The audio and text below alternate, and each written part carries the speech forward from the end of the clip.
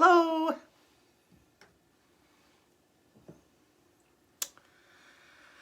Hi, everybody.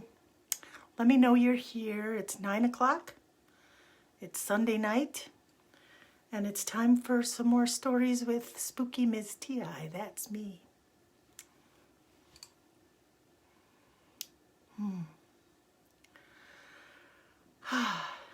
Here we are. It's been an interesting week, but it has not been a traumatic week, really, for me. I had some fun things, some good family time, some good things. I hope you've had the same. So I suppose we'll start with a toast. Here's to another night of stories. Cheers. I'm upstairs tonight in my office. It's much warmer up here, actually much warmer up here. I opened up the door because it was almost too toasty up here. So I opened the door a little bit so the candles may flicker a little if a breeze comes through. But I love this space. This is my new workspace. Spent a few hours here today doing more writing, and just this nice quiet headspace is wonderful. So it's nice to have a spot like this that is not at my altar, because that way I don't have to put electronics and stuff on my altar. I can just save that for when I just want to sit with myself and my spirits.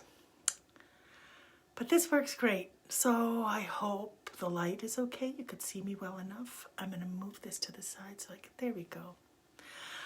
So tonight, I'm going to talk to you about something a little bit different than I have before. This past week, I took Amtrak to Chicago. Chicago has had these huge snowstorms, and I don't know if you've ever been in Chicago after a big snow, but it just piles up. There's no place to park, and it's just a real pain in the patootie to get around. So instead of driving in, I was going to spend some time with my daughter who lives there, Arabella, and so my husband drove me down to Kalamazoo, and I caught Amtrak into the city, which was, I'd forgotten how much I enjoy riding the train. It was great. You know, you have to wear a mask, so I felt safe. I've had both doses of the vaccine, so I was way less stressed seeing other human beings than I was before I had both doses of the vaccine. So that was a blessing in itself. Spent a few days there with her, and then took the train back. And the train back left at like 4 p.m. And in the station at that time, it wasn't like it was a long time ago. I mean, but getting on a train at that time just brought back these visceral memories of a train ride I took many, many, many years ago when I was just a very young person. So I'm going to tell you a story that happened to me along that train ride. How it worked out was I graduated from high school when I was 17. I was going to turn 18 in the fall. And all of my friends were going off to college. And they, going off to college or doing this and that. And I was not able to do that. The spring of my senior year, early spring, late winter, I had some surgery on my legs. I had, and then I was scheduled to have more the following winter. And so I wasn't able to go off to college because I was in the midst of this surgical treatment regime or whatever. Now, for those of you who don't know me, I got sick when I was 13, almost 14. And I never got well. I developed this Well, I talked to you about the flu, and in one of my other talks, I talked to you about the allies that came to me, and about how this thing that struck me was very crippling and very painful, and according to the doctors at that time, life-threatening. I was diagnosed at 15 with juvenile rheumatoid arthritis, and the doctor told me that I would not live through my 30s and that it would just get worse and worse as I went. And but that they could do some surgical things to kind of stave it off and keep me on my 2 feet for as long as possible, blah, blah, blah. So I was going through these annual surgeries on my knees. And back in those days, now you go and you get arthroscopic surgery and it's outpatient in your home. But back in those days, this was like they sliced open my whole leg. I was flailed open from, practically hip to ankle. Not quite, but it seemed that way. And I was in the hospital for weeks after each surgery. And then recovery took a lot longer because now they know that you get up and you get moving and the rest of your body doesn't atrophy, but that was not the case back then. So it was about the time, end of August, early September, I guess it was September.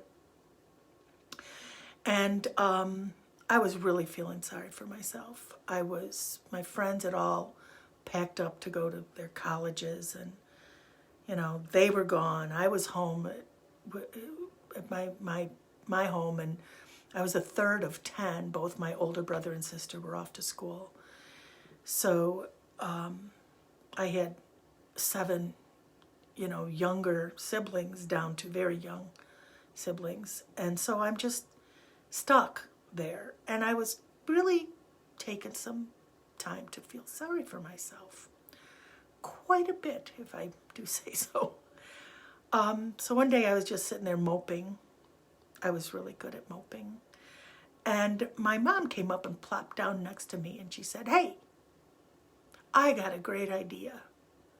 And I said, "What's your great idea?" And usually when you're moping or say you're bored or something, my mother has a great idea, and it usually involved a chore that nobody wanted to do, or some challenge that nobody wanted to do. So I was like very skeptically said, "Oh yeah, what's your great idea?" She said, "Well, you can't go to college right now, right?"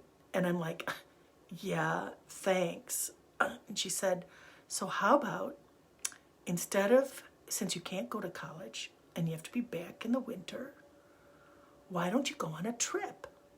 Now, we did not have a lot of money. It wasn't like, I could take a couple weeks in Europe or whatnot. And I had no money saved. I had a little bit saved from my part-time jobs that I did, but I didn't have enough money for a trip. And I said, "How am I supposed to do that?"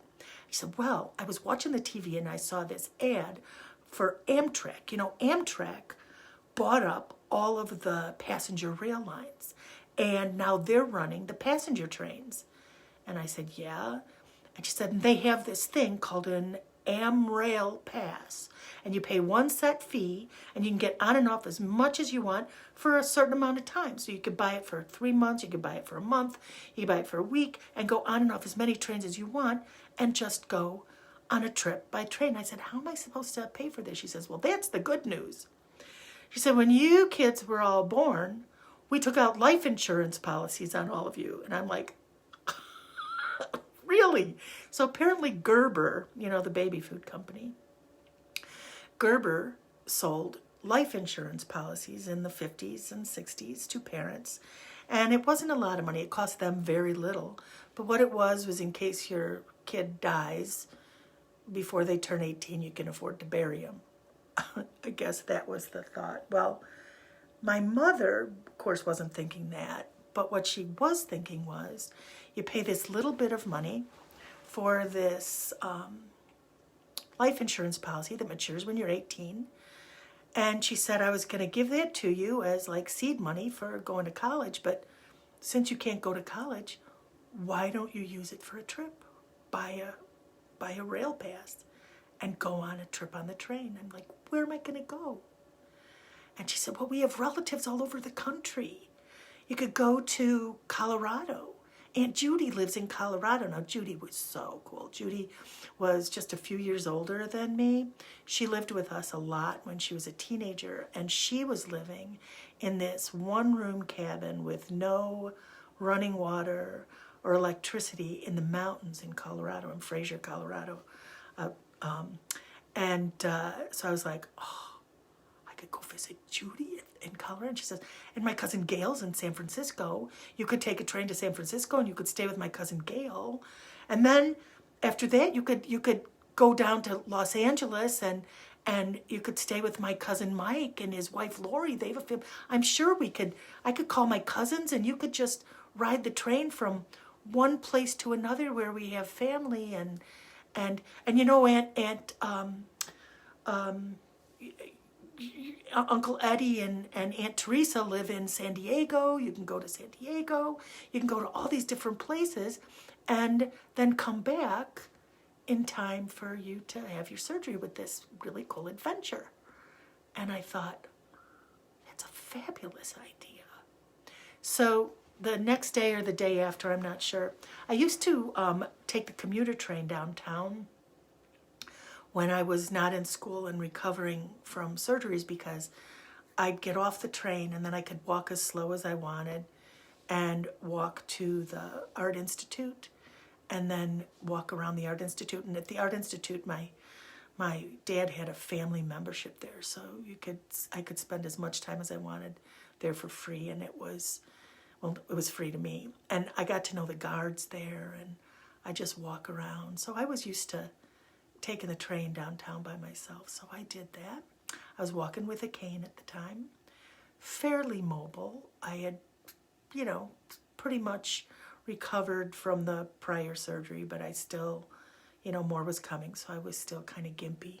But I was able to get around on my own fairly well. So I went down to Union Station, and I asked at the ticket place about the pass and got some brochures and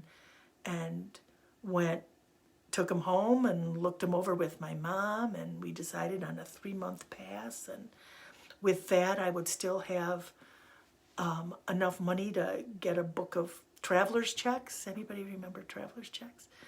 Because, if traveler's checks were stolen, they'd replace them. If cash was stolen, you were out of luck. So I had this booklet of traveler's checks, and I set up when I was going to go, got a rail pass for 3 months, and then on an afternoon, I said goodbye to my mom, gave her a big hug, and I hugged all my little brothers and sisters, and I thought, this is my way out. I had been feeling so sorry for myself that I was not even sure I wanted to keep going with the surgeries. I wasn't even sure I wanted to just keep going even at all. It looked like what was ahead of me was going to be pretty doggone miserable, and I just wasn't convinced that that was what I wanted for myself. So I was thinking, I can, there's all kinds of ways to disappear along the way if necessary, or maybe, I could have a non-accident accident, or, I was thinking these things, and I know that it's like suicidal thoughts. I understand that, but I wasn't making a specific plan. I didn't give anything away. But as I was saying goodbye, I wasn't positive I was going to ever come back. So I felt really sad as I left them and hugged all my little brothers and sisters, especially, and my mom, and told them how much I loved them, and then caught the commuter down to Union Station and got on the California Zephyr, San Francisco Zephyr, the Zephyr, at about 4 p.m., about the time I was getting on the train yesterday. Saturday. Was that yesterday? Holy. or day before Friday, whatever. And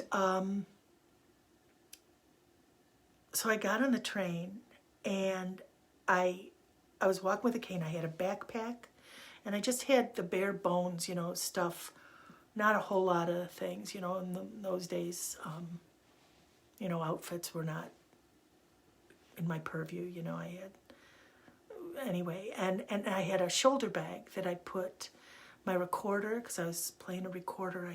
I started playing a recorder to keep my fingers moving, because they were starting to stiffen up with arthritis. And I put in my recorder. My mom got me a sketch journal. A sketch pad you flip up, but this you turn the pages. And it was the paper was really good quality, so it was like a watercolor journal, basically. And a fresh box of watercolors, and several brushes of different sizes and shapes. So I put my watercolors and my journal in there, and my drawing pencils, and my favorite writing pen, and some other things, just in that shoulder bag. And off I went on my adventure.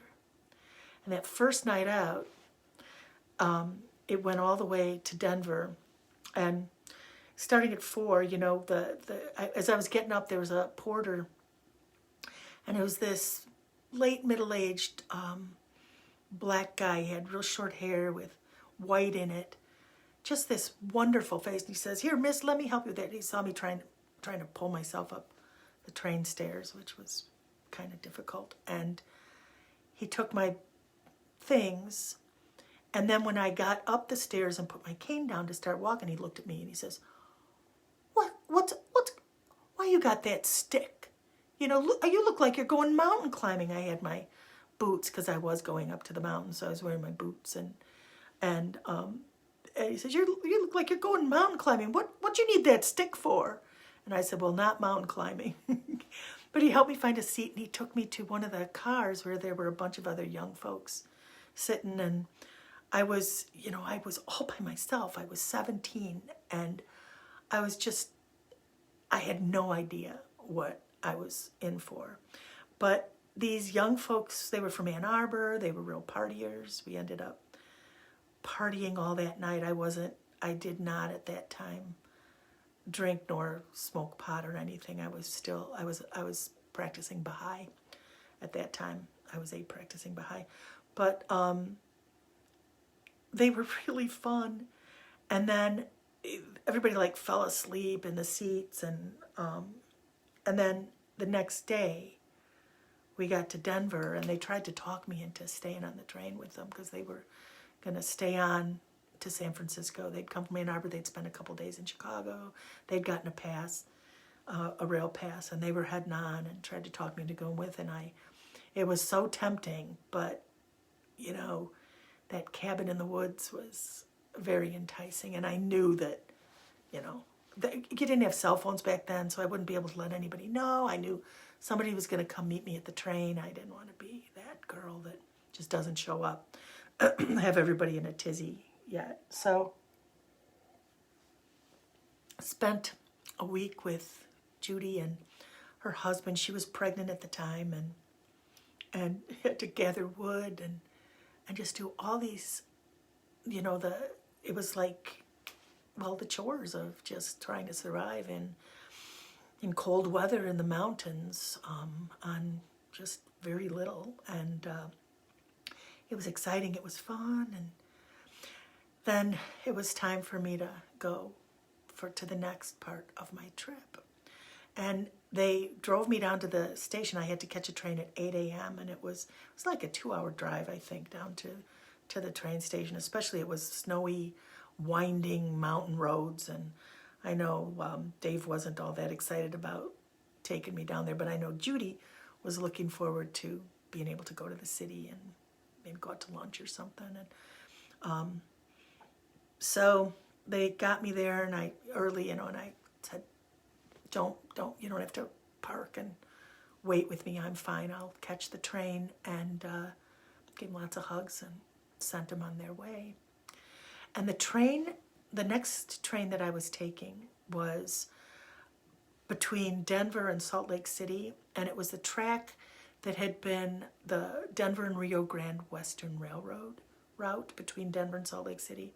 And it is, well, in my estimation, and actually in many people's estimation, one of the most beautifully scenic train rides in the country. It goes along the Feather River through these deep canyons, and the track is like halfway up the canyon wall.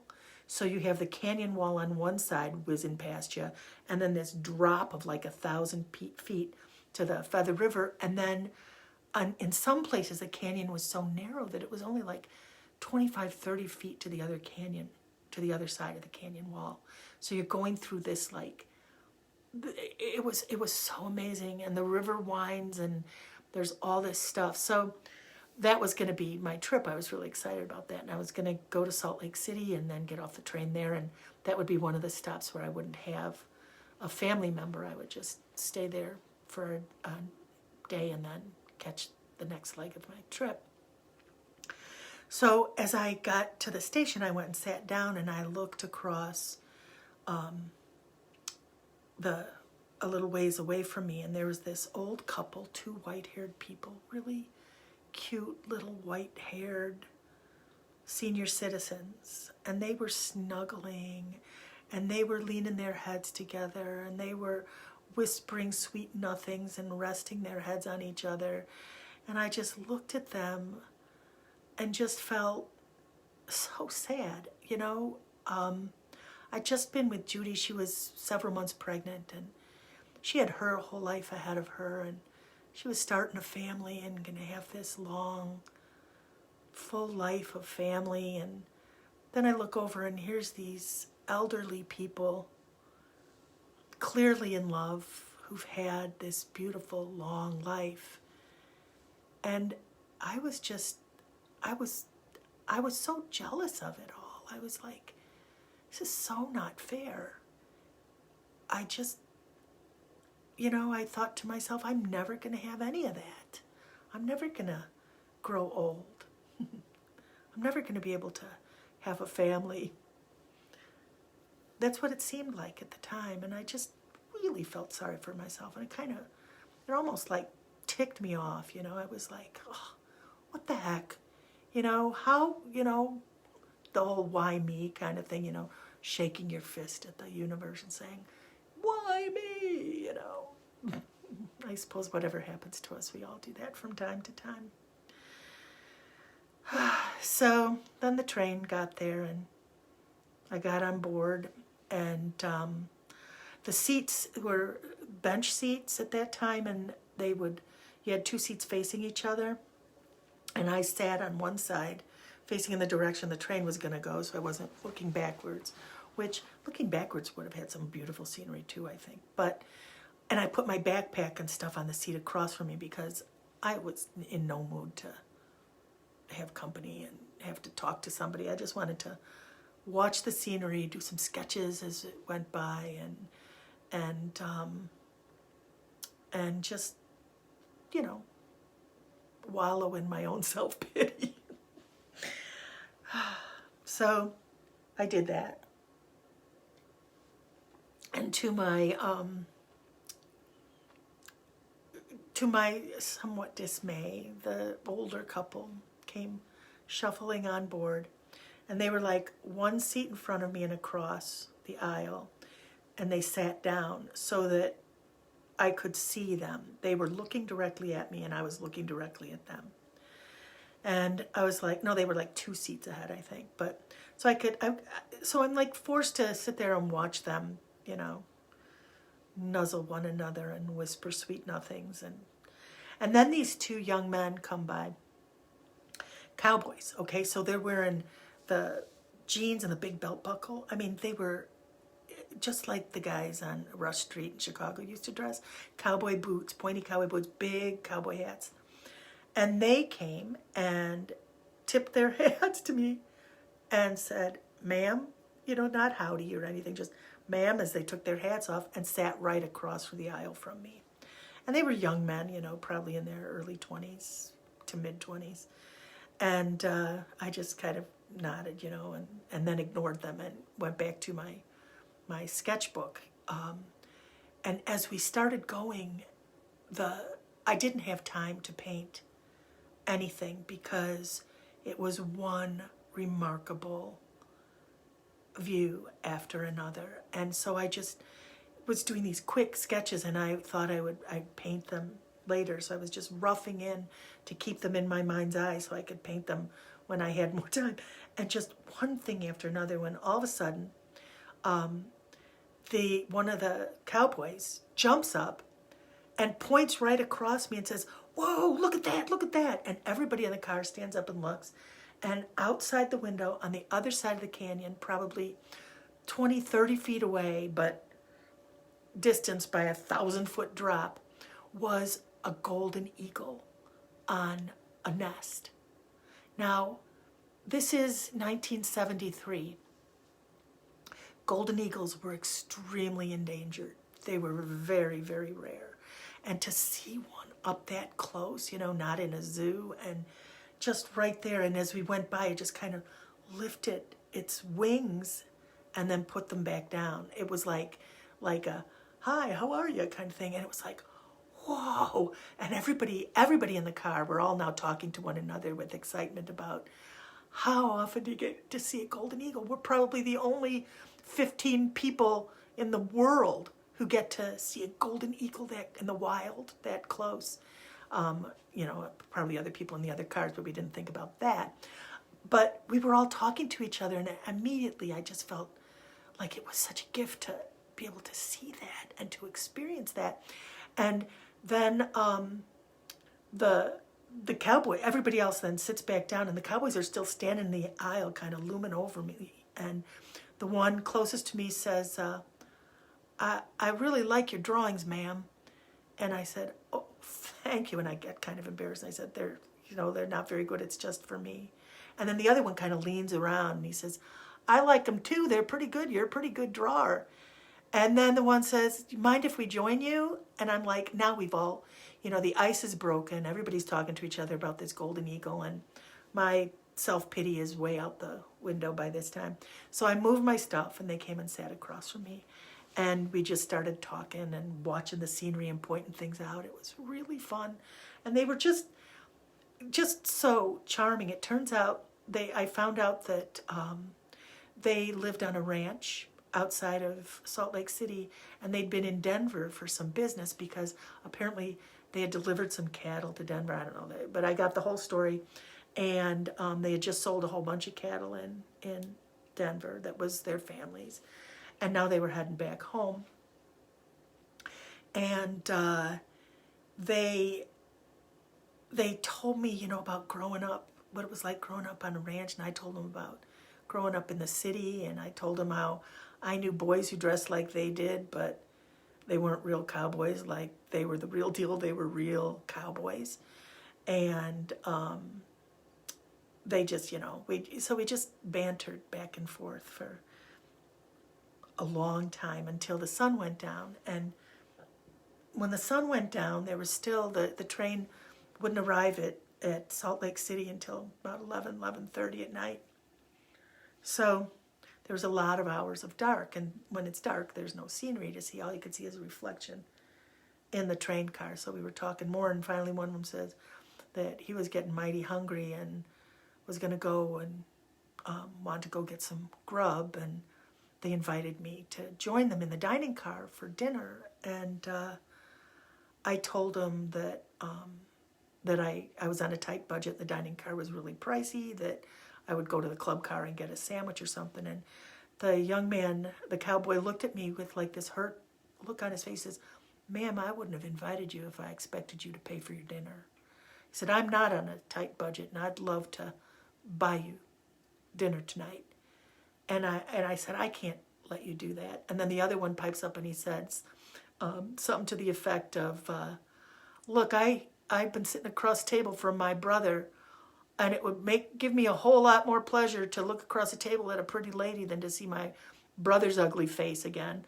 And, it just reminded me of my brothers, so I agreed. I thanked them, of course, and we went to the dining car. And following behind us was this elderly couple. And I sat down, and the two brothers sat across from me at the table. And the elderly couple sat at the table behind us, sitting on the same side, watching me. They were just watching me the whole time. It was like, I don't know what was so interesting about me, but they just kept their eyes on me. And every once in a while, I'd catch them looking at me and just smile at them, and they'd smile and nod. But we'd all bonded over the Golden Eagle anyway, so it wasn't all that weird. So we had dinner and chatted more, and then went back to the coach car. And then I asked them, since they were from Salt Lake City and I did not know Salt Lake City at all, I figured I was going to ask at the train station if there was a place I could stay. Maybe get a taxi or something to a place to spend the night. And so I asked them if they knew of a motel near the train station, and they said they did. And they told me that the train station was on a part of town that was not all that safe, I guess, and that they'd make sure I got to a motel, that they'd love to do that. And I said, I could take a taxi. And they said, no, it's just a couple of blocks. It's fine. We'll make sure you get there safe and sound. So we get off, the train stops, pulls into the station, and it's going to continue on to San Francisco. It would go down and then come back up. And a few people, myself included, got up and got our things, and the cowboys, to get off the train. But the older couple stayed sitting down and didn't look like they were getting off and weren't getting their things. And as I stood up, I just said bye, and nodded to him and smiled. And the old man just kind of waved, and the old lady just smiled at me and nodded. And the cowboys carried my stuff and their stuff. They wouldn't let me carry a thing. Helped me down the steps with my galumpy cane. And we walked to this motel, and it was dark and it was late. And for the first time, there I was alone with these two strangers. And I had been with strangers many times. My mother used to joke that whenever I would go downtown, I would come home with strays. I met strangers all the time. And sometimes I'd invite them back to our house for a meal, or if someone needed a place to stay, I'd invite them to stay at our house. And I just faced the world with this very trusting, that I did not feel in danger. But all of a sudden, I felt vulnerable walking down that street with them carrying my stuff. And I thought, I just started doing the what if kind of things in my head. And then we got to this motel, and it was kind of a seedy looking place with the red vacancy sign, and, right on street level, it was, a motel. And then the older brother went up to the counter, and he paid for a room. And now I'm getting really nervous, because I'm thinking, oh my gosh, what if they misunderstood? What if they have, But as soon as he came back, he handed me the key. And he said, now when you go in there, you close and you lock that door, and you don't open it for anybody till morning, you hear? And so my heart just was like, oh, it stopped going boop, boop, boop. And I was like, yeah, thank you. So they walked me to the door. I opened the motel room door. They both tipped they stepped back as I opened the door to make sure I didn't feel nervous. Handed me my stuff, then stepped back and tipped their hats and just said goodnight and told me to keep the door locked. Oh, while we were on the train, when it was dark and we were passing that time, I tried to do a portrait of them. And it was terrible, but it was, it was more abstract. Let's put it that way. It was impressionism, but they signed their names and put their mailing address and stuff on there. So that was kind of I felt that was a little safer for me, but who knows? But they stepped back, tipped their hats, and I closed the door, and that was the last I ever saw of them. And it was, as I walked in the room, I just looked around at this motel room. I'd never been in a motel room myself. I'd been in motel rooms very rarely in my life. And this was really exciting, So the whole time I was up in Colorado, since they had no running water or anything, it was sponge bath city. So I took a long hot shower, slept in a warm, comfy bed, and then the next morning I checked out, and I had hours to wait for the train because it was leaving at like 11:30 that night. And I had to figure out what I was going to do, so I started walking down the street and keeping track of where the train station was, because remember, no cell phone, no GPS. I had to do that ball of yarn to get back where I needed to go. I knew that if worse came to worse, I could call a taxi to get me to the train station, but I was keeping track of where I was. And I walked just a few blocks, and there was this little corner diner. And I thought, oh, I'll go in and get some breakfast and waste some time in there. So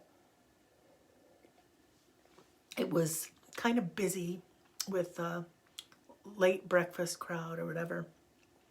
Small little diner that had a counter and then a few booths along the side. And there was a corner booth that was like a two-seater. So I went and sat with my back against the wall so I could see the whole diner, and put my stuff down next to me on the bench and sat down there. And the waitress came, and the waitress was early middle-aged lady that looked like she had lived a lot of life. And she said, what can I get you, honey? And I looked at the menu, and I ordered breakfast and a cup of tea and a pot of tea, and I asked for 2 glasses of water, and she looked at me, she said, 2 glasses of water? I said, I can refill your glass. And so I showed her my box of paints, and I said, I've got all these sketches, is it okay if I use some water and paint? She says, oh, okay, sure. So she brings me the water. And what I did is I started painting the sketches that I had done from the day before. And she would come by and see if I needed anything. And when the water got kind of muddy at one point, everything got quiet. There was no other customers left in there, maybe one other person sitting at the counter with a cup of coffee or something. And so it was really slow in there at this time. So I didn't feel guilty for sitting there real long. And I asked her if she would mind getting me fresh paint water.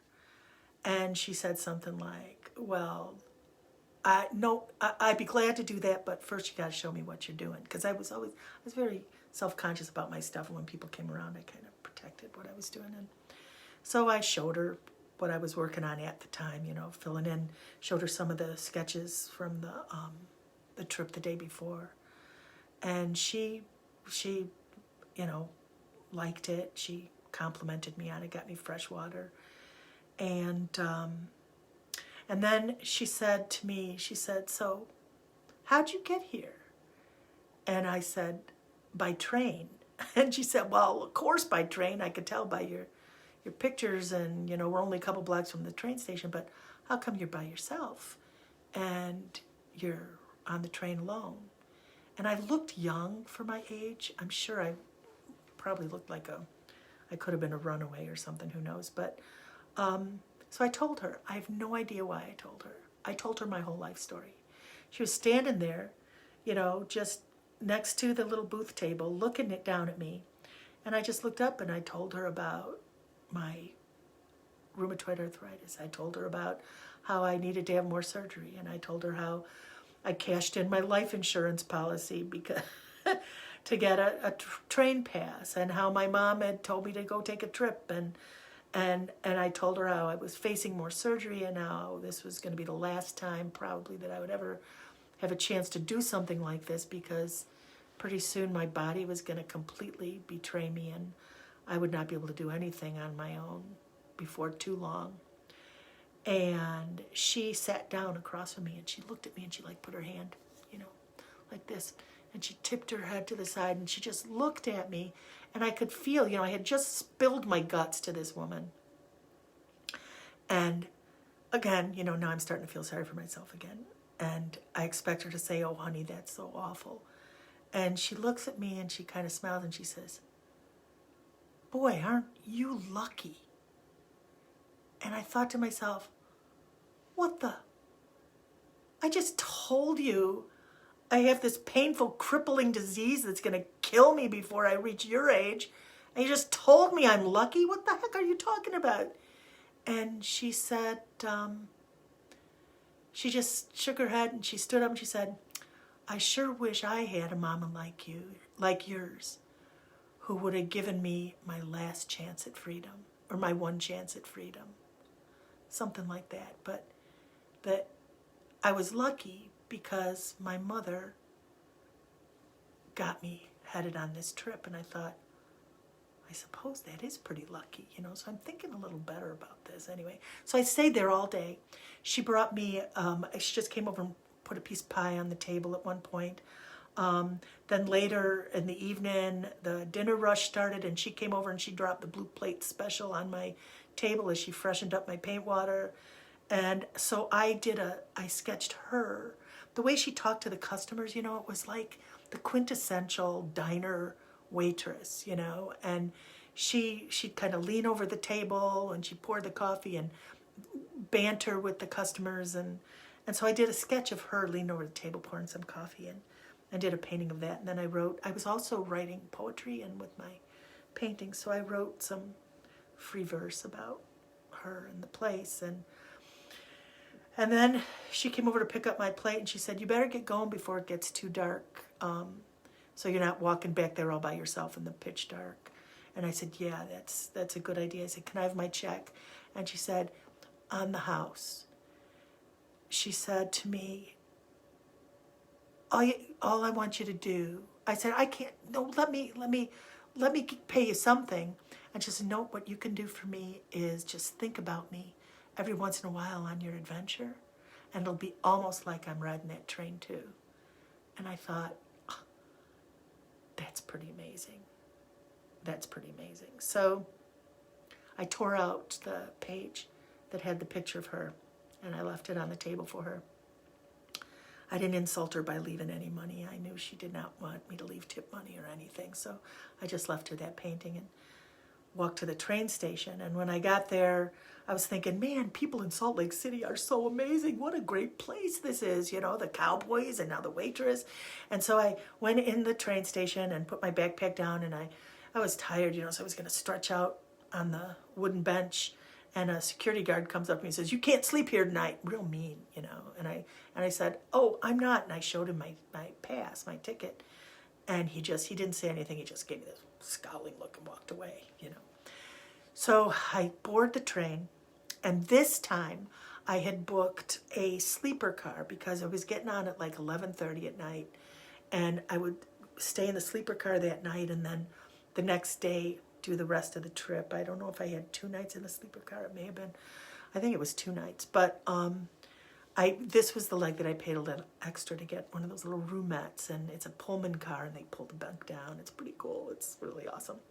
And so I got on the train really tired, really late, and the porter helped me and carried my stuff to my I don't know what you call it, my little room. And he asked me if I wanted him to take the bed down, and I said, yeah, that'd be great. And he said, why don't you go sit in the coach, and I'll make it all nice for you, you know. So I agreed and left my stuff there and hobbled my way onto the coach, out of that car and into the coach. And as I opened the door into the coach, sitting about halfway down the coach was that elderly couple. Now, the train went on from Salt Lake to San Francisco the night before. I got off. There were only a handful of people that got off. They didn't get off that train the night before, I didn't think. And then I thought, well, maybe they did after I got off or something. It startled me, though, because there they were, right in that same spot on the car. And so and they were sleeping, and I was like looking at them aghast. And all of a sudden, the old man opens his eyes and looks at me, and just big smile. And I was startled. You know, I was probably going, and so I just waved to him, and he just waved, and I sat down, feeling really weird. It was just a very odd situation. And then the porter came, and I went into my sleeper car. So the next morning, I got up and I went I decided I was going to sit in the coach car, go back, because the windows were bigger and I wanted a better view. So I went back to the coach car. And the day before, I don't know if I said this, but the gentleman, every once in a while, he would just get up and walk past. Maybe he was going to the bathroom or something, but he would always slow down and kind of look down at me, make sure he caught my eye and smile, and then keep going. And so I'm sitting in the car and they're facing me again, and they looked really familiar, and not just familiar from the day before, but I just had this uncanny feeling like I knew them somehow from someplace else, and that's why why he was smiling at me all the time and all familiar and all this stuff. So I just went about my routine and opened up my book, and he came by and he stopped and he said, I noticed that you're painting. And I said, yeah. This is the first time he spoke to me. And I said, yeah, I'm not very good. And he said, well, I am. And I was like, what a weird thing to say. And then he said, I was an art professor. I'm retired now, but my primary medium is watercolor. He said, if you'd like, I would love to share some tips and techniques if you're interested. And I said, yes, that would be great. So he said, well, why don't you come and sit with my wife and me, and I'll bring your stuff and I'll show you what I'm talking about. So I went and sat across from them, and he got up and sat next to me, and he looked through my book, and I was really self-conscious because now here's a watercolor artist and a art professor looking at my stuff, and I wished I had torn out the cowboy portrait, especially because it was particularly terrible. But he just kind of, thumbed through it. He says, well, you're really on the right track. You got some really good instincts. He said, have you taken classes, or is this just your own figuring this out? And I said, well, I took art in high school, but not a lot of, I've never really had much, watercolor was part of what we learned, so I learned a little bit. And he said, well, I said, but mostly I just play with it. And he said, oh, I really like that, play with it. He said, that's what artists do. They play with their media. And we talked, and he showed me really useful, simple tricks, like how to prepare the dry paint to get the most out of the color, and how to load brushes in different ways to get different techniques, how to use a brush instead of just painting, coloring in with a brush, how to lay paint down. He showed me some dry brush techniques. He showed me some wet brush techniques for hours and hours throughout the day. He just taught me so much. And I had a whole page that he just did the different brush techniques so that I jotted down, just a little bit about them, so that I had this, it was like having a teaching guide in my book. So if I forgot one of the things he said, it was there. It was so wonderful. And then while they're doing this, after we finished all this, we went and got dinner. And when you get a sleeper car, the food comes with it, so I was able to go to the dining car. So we went there together. And at dinner, he looked at me, and they were just kind of, they were so sweet. I can't believe I was ever like jealous of them. They were just the most wonderful humans. And he says to me, he said, when we got Mary's cancer diagnosis, we had some options. She could do some treatment that would be really painful, and her quality of life would just go down rapidly. And it would only give her a little bit of extra time. And he said, so we decided, instead of spending the money for that treatment, we'd buy a rail pass and ride the train so we could just spend as much time as we could in each other's arms. And then he looked at me and he said, You know, every living moment is a precious gift. And the way he looked at me, it was like he knew I had been contemplating ending it all, you know, dramatically, teenager, adolescently, ending it all. And he looked at me and he said, every living minute is a precious gift. It doesn't matter how hard it is or how painful it is. Every living minute can lead you to wonders you could never have imagined. And I felt like he was speaking directly to me. It was like he knew what was in my heart. And I felt this rush of warmth. Just this, I just felt so much peace. And I was like, yeah, it is.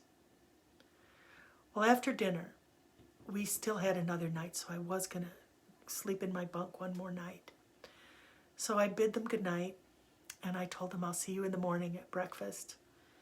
And I went to my sleeper car, and when I got there, it was all down and ready for me. And I climbed into that bunk, and I cracked, there's a shade, there was a window along the side and a shade, and I cracked it so I could watch the world going by and, you know, lights, and you know, listen to the and every once in a while the train whistle would blow as we were coming to a town. And I thought to myself, I am going to choose joy. I am going to choose wonder over fear. I am going to live my life as if every living moment is a precious gift. Whatever comes, whatever happens, I'm going to do it fine. I'm going to be just fine. And I felt like it was life-changing. It was whole. I had gone through all my stages of grief. And now I was at a place where I was ready. I was ready for anything. And I slept so well. And I got up the next morning, and we only had a couple hours or so till we got to the final stop. And I packed up my stuff, left it in that car, and just went out to go tell them. You know, I wanted to tell him how important what he told me was. And I went to the coach, and it was the coach where we were sitting, and they weren't there. So I thought, well, maybe they're already at breakfast. So I made my way to the diner and the dining car, and they weren't there. And now I start to get worried because they were going to stay on the train for as long as Mary was able to, and when her body would not allow them to travel anymore, they were going to get off and head home so she could die. And so now I'm getting really concerned that they got off the train sometime in the night, that something had happened. Maybe something had happened to that wonderful lady. And I went to the club car to see if they were there, and they weren't there. So when I went back to the coach, the conductor was coming by, and I asked him, did that elderly couple that was sitting here, did they get off the train at night? Were they okay? Was the woman okay? Did something happen that made them get off the train? And he said, what are you talking about? And I said, the older couple that I was sat with. I said, have you been on the train all night, or did you just come on in a recent station? He said, no, he'd been on for most of the night. And he did not recall seeing that couple the night before on the train. Now, it's true that there were some stops while I was sleeping. And while it's true that they could have gotten off the train at one of those stops, I sat on that bench with my stuff, and I began to wonder if any of it had really happened. So I took out my paint journal, took out my book, and I looked through, and there were his paintings. There was the page with the art technique, so I know it happened. I know it was real, that he had actually been there. It was not a dream, you know, it wasn't me in some other place, some other dimension place, that it really had happened. But they were completely gone. And the conductor, there weren't other people, you know, I didn't ask other people. There were a few other people sitting on the car, but I didn't go around saying, hey, what happened to the, you know. I was just kind of stunned. And I began to think that, you know, I got on that train in Denver. I got on the train in Chicago. Not sure why I was on that quest, on that journey. And along the way, a number of things were just put there. The cowboys, the waitress, the art teacher, and his dying wife. And I wondered about my path and my lifetime ahead. And I wondered if maybe, just maybe, the universe hadn't just put some angels in my path.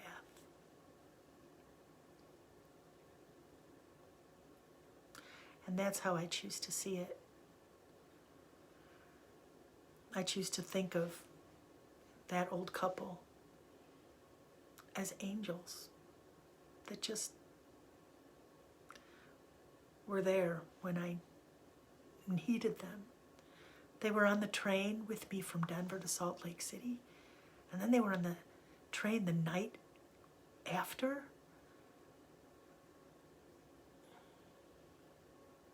I think those things happen a lot in people's lives. I was in a place where I was ready to recognize it. I think those things happen a lot in people's lives when they don't recognize it. Sometimes those things happen, and then later you realize the lesson that they brought. What I learned is that there's no telling what comes next, ever. You know, the doctor told me what my life was going to be like, and it was nothing like that. Here I am. I'm an old lady now. I have a family. I have people who've loved me for a lifetime, who I've loved for a lifetime. I have been able to experience things so far beyond what I could have ever expected. And most of it has occurred because as each thing came along, I chose joy over fear. I chose that path with heart, that path that led me further and further on my journey, that brought me here tonight to tell you this winding tale that isn't a ghost story, isn't even really spooky, although it is kind of spooky, but sometimes the things, the universe comes through in ways